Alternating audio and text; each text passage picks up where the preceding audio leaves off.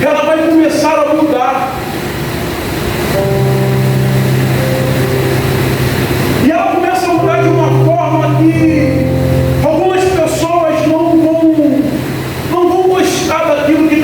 falado. Porque o ser humano não é só hoje, é desde lá de trás. A gente só quer ouvir aquilo que vai favorecer as nossas vidas. A gente só quer que alguém se levante em profecia dentro da igreja e diga que a porta vai se abrir. Nós queremos ouvir que tudo vai ficar bem amanhã. Mas quando alguém se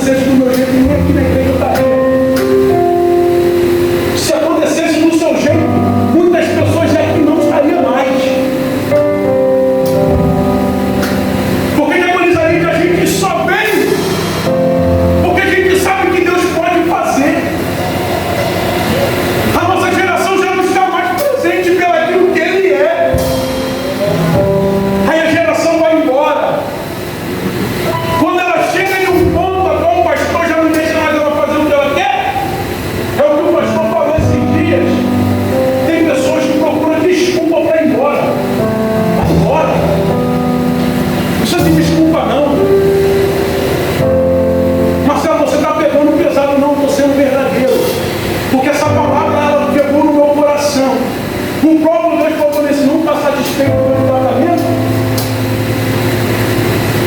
pega as tuas coisas e vai embora.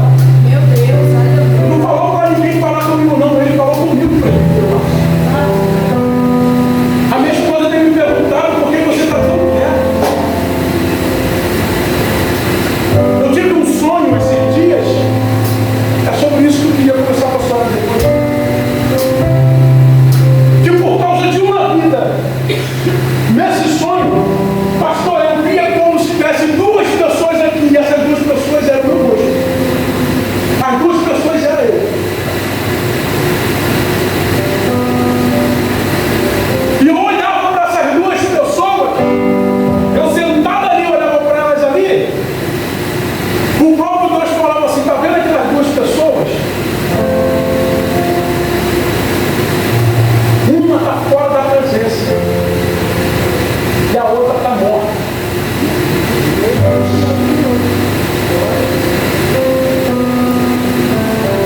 E eu me perguntando no sonho, Senhor, mas por que isso? Porque tem dois de eu ali, e tem duas pessoas ali em pé, e uma está morta, e a outra está desviada. Aí Deus falou comigo, está vendo aquele homem lá atrás? Aí eu olhava para lá e eu vi um homem todo de branco lá fora da igreja, as portas estavam abertas ali. Aquele homem está esperando só você tomar uma decisão. E você tem duas decisões no pensamento dele para tomar. Ou você para, ou você morre. Pensa num duelo que eu tive espiritual comigo mesmo. E eu falava, Jesus, eu não quero morrer, mas eu também não quero desviar. Eu falava, Deus, eu não quero morrer, mas eu também não quero me afastar da presença.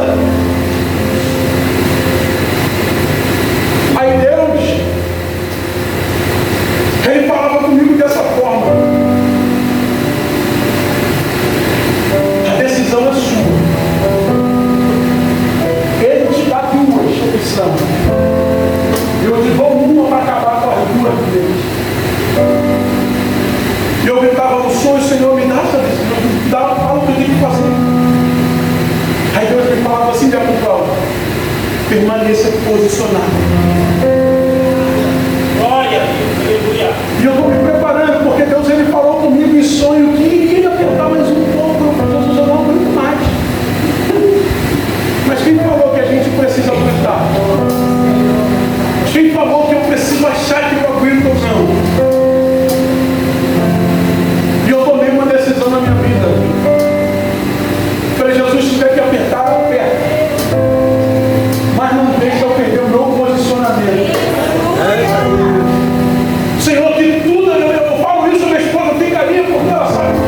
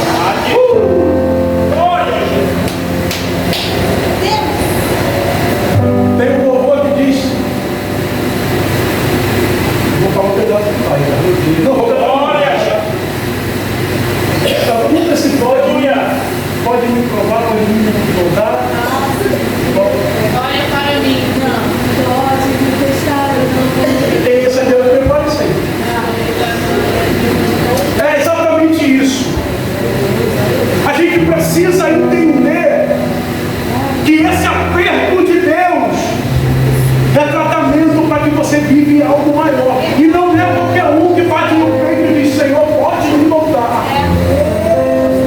Está doendo agora, mas eu não vou recuar. Aí tem uma parte que diz: eu estou em tratamento por essa obra. E eu decidi na minha vida viver pela obra. E se é para viver pela obra, aguento o tratamento de Deus.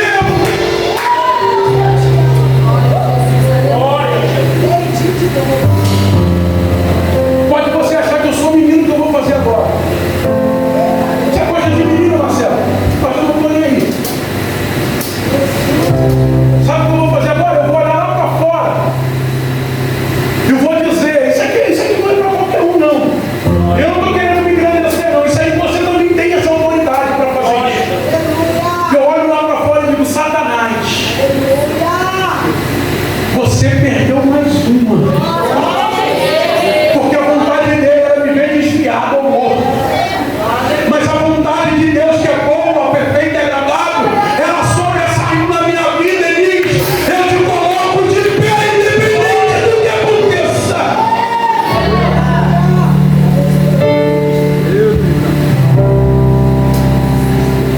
Eu não abro mão do meu chamado, não abro mão.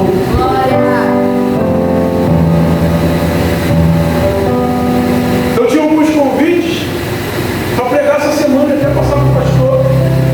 Mas aí o pastor colocou essa campanha de oração. A esposa é a prova. Eu liguei para todo mundo: não vai nem falar para o pastor, esquece disso. Por que eu estou dizendo isso? Porque se eu não tiver compromisso com a obra da minha igreja, eu não posso ter compromisso com ninguém. Deixa eu vir para cá que eu tenho 10 minutos ali. Salmos que nós lemos, se quiser botar os salmos agora. Salmos de número 13.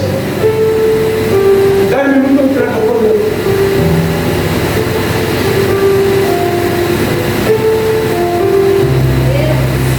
Olha o que o salmista Davi vai dizer: até quando te esquecerá de mim? Ah, meu Deus. Até quando te esquecerá de mim, Senhor?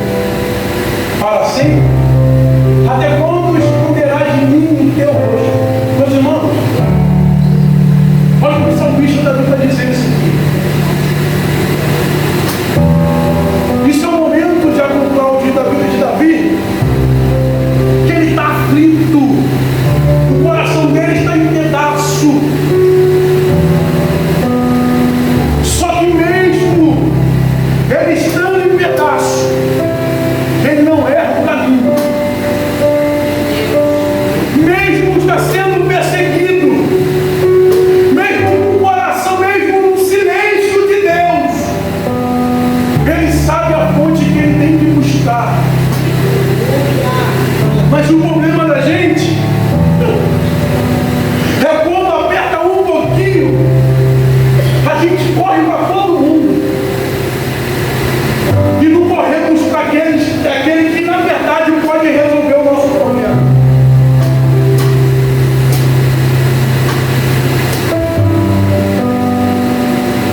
Tem gente que olha para a gente e vê que a gente é forte.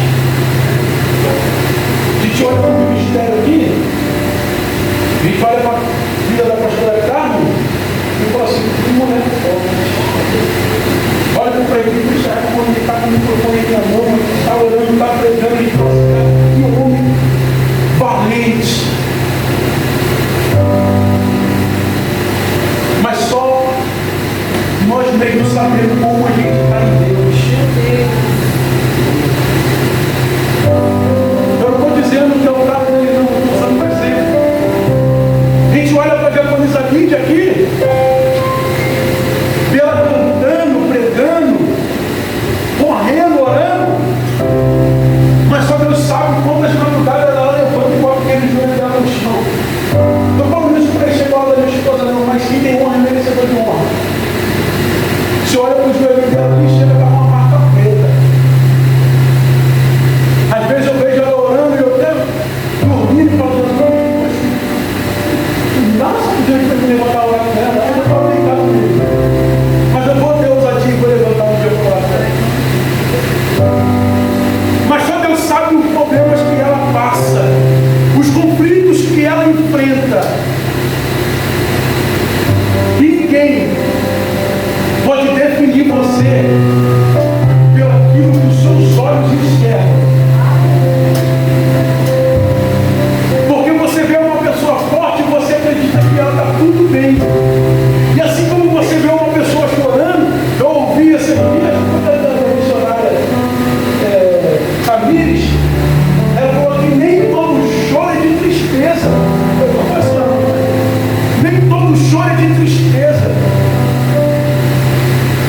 Só que o problema da nossa geração é que a gente analisa quem a gente está vendo, analisa a pessoa que está próxima pelo aquilo que a gente vê. Pelo amor de Deus, gente. O plumo não está na sua mão.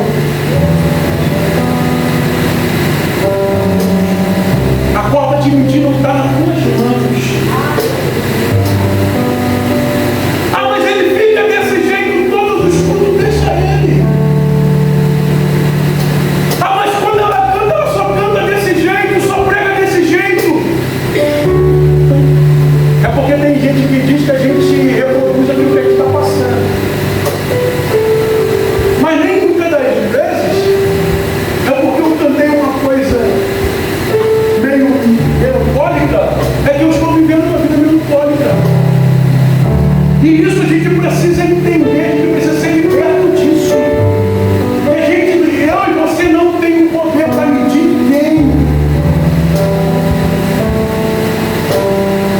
O plumo ainda está na mão de quem é de direito. É por isso que tem um texto bíblico que diz assim: antes de apontar o cisco no olho do seu irmão, tire a trave que está no seu. Porque da mesma maneira que você julgar, você será julgado. Da mesma maneira que você mentir, você será mentido. E não será mentido por qualquer um, não. Vai ser mentido pelo aquele que vê o que ninguém vê, que está onde ninguém está. Porque é muito fácil eu chegar aqui e falar assim: se conserta. Mas se conserta de quê? Pode um cego virar outro?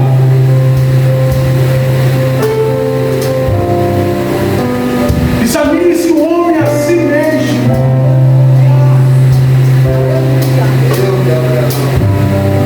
Eu não tenho o poder para vir falar que os adolescentes estão em pecado. Até porque no momento que eu olhar para ele e você está em pecado, pronto, peguei, porque eu sou acusador e acusador é do inferno. Marcelo, calma aí, mas se eu ver uma coisa errada, eu tenho que falar, não estou dizendo isso. Mas eu sempre digo isso aqui: o que a pessoa faz tem que despertar em mim, não alguém me acusa, mas alguém que ora para ela melhorar.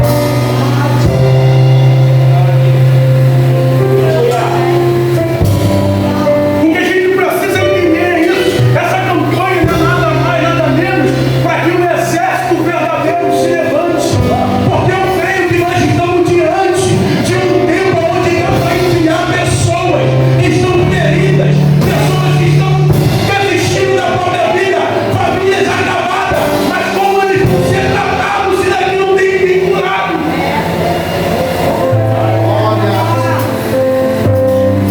É por isso que eu falei assim: Senhor, eu vou abrir mão de tudo, mas eu vou estar em todos os dias da oração dessa semana. Porque a próxima semana que vai ter um culto de libertação, eu quero estar pronto. Porque eu creio que vai vir um povo sedento para a mudança do Espírito. Mas para isso o exército que se chama Terra do Avivamento tem que estar de pé. Não dá para me orar para alguém se eu estou pedindo ao pastor para me deixar quieto no meu canto. Não dá para ajudar ninguém se eu estou no meu pensamento pensando em uma forma para não poder ir embora. Eu sei que eu não sou líder do IDAC, eu não sou líder da igreja. Mas o que a gente vê, eu vou falar em todo, a gente vê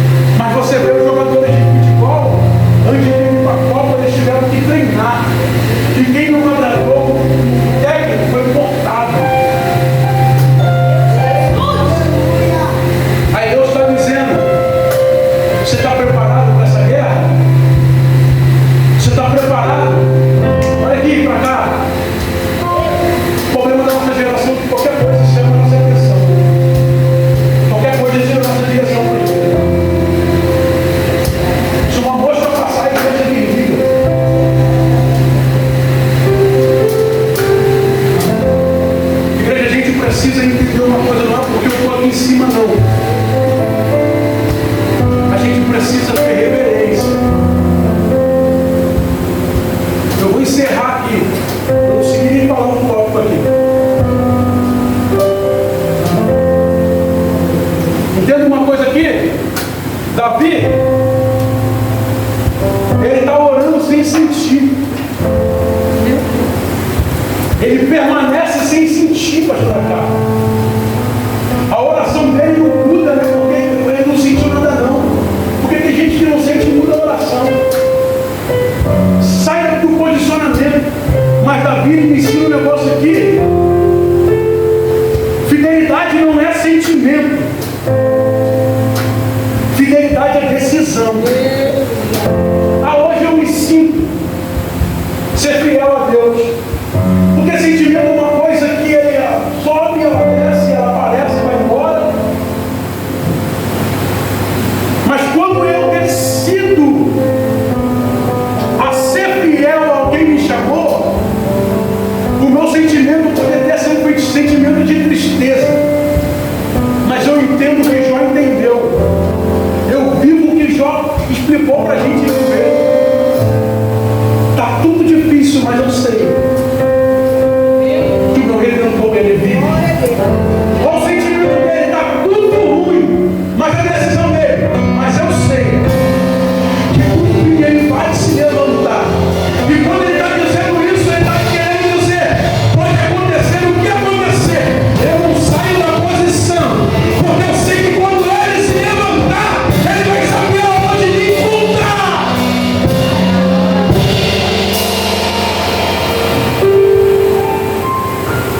Você não precisa sentir para permanecer. Você precisa decidir para permanecer. Olha isso aqui. Eu vou encerrar essa palavra.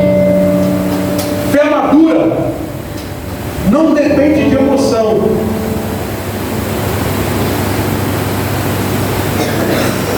Depende de posicionamento. Porque a gente diz que a gente é maduro porque a gente alcançou uma idade. A gente diz que é maduro porque a gente é pai de família, é mãe de família, porque a gente trabalha. Mas maturidade vai muito além disso. Maturidade está em espiritual, que eu estou dizendo, está em você ser provado e você não desistir do teu chamado. Você me conhece, você sabe que eu gosto de uma palavra que a gente vive, que você libera, glória a Deus. Mas eu estou falando meia hora que a gente conseguiu ouvir, glória a Deus, mas isso não me incomoda, pastor Carlos. Isso não me incomoda. Por que não me incomoda? Porque eu entendo que a gente não consegue dar glória a Deus quando a gente está sendo confrontado. E quando a gente está sendo confrontado é porque a gente está sendo liberto. Não existe libertação. Eu, para me libertar, eu sempre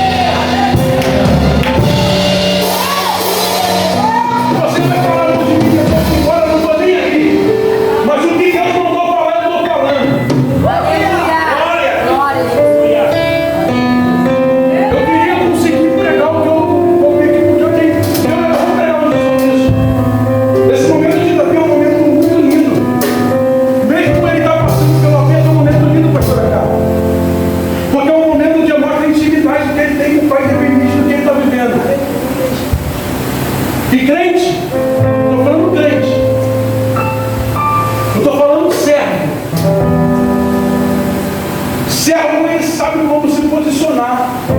Porque servo posicionado, ele tem privilégio do céu. A gente encerra aqui. Você lembra daquela mulher lá de 2 Reis 4? Lembra, pastora Carmen?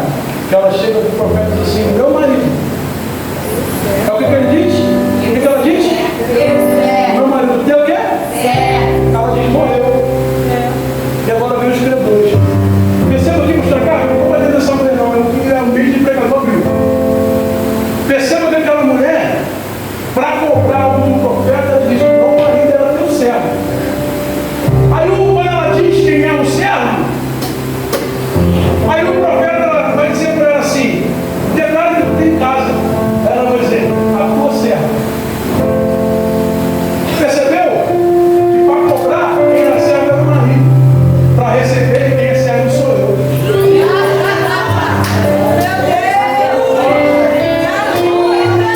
A gente tem que parar de se posicionar como servo só para pedir.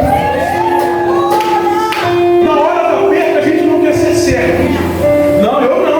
Lembra de Pedro? Não, eu não sou ele, não devo com ele, não. Eu nem sei quem é ele.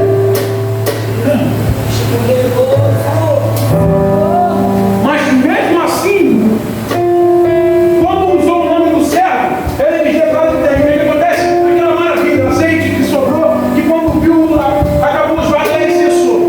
Entende? Quando tem um servo na história, tem privilégio do céu.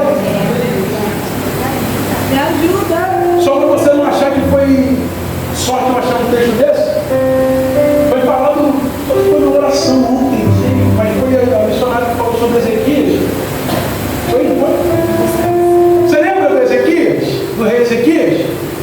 O homem fez tudo bem, para tá tudo legal. Mas chegou um período que ele olha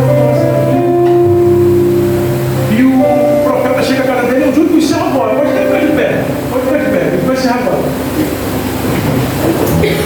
Quando o profeta chega na casa dele, ele diz assim: olha só para ele morre.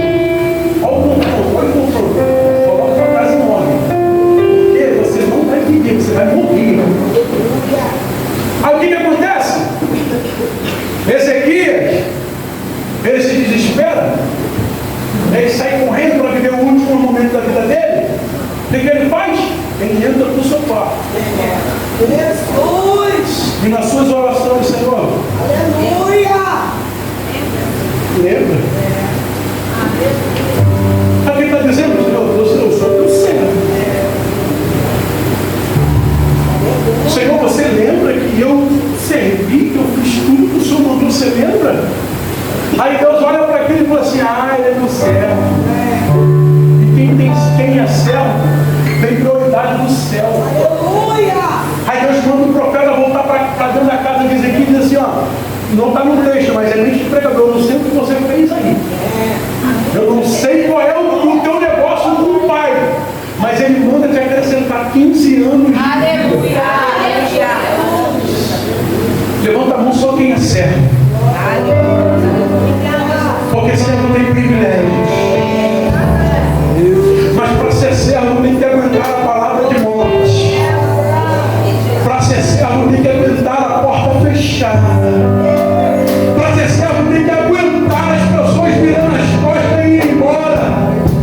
Porque quando Pedro se levanta para falar com Jesus, quando Jesus diz para ele assim: vocês também não vão, ele diz: para onde iremos nós, Senhor?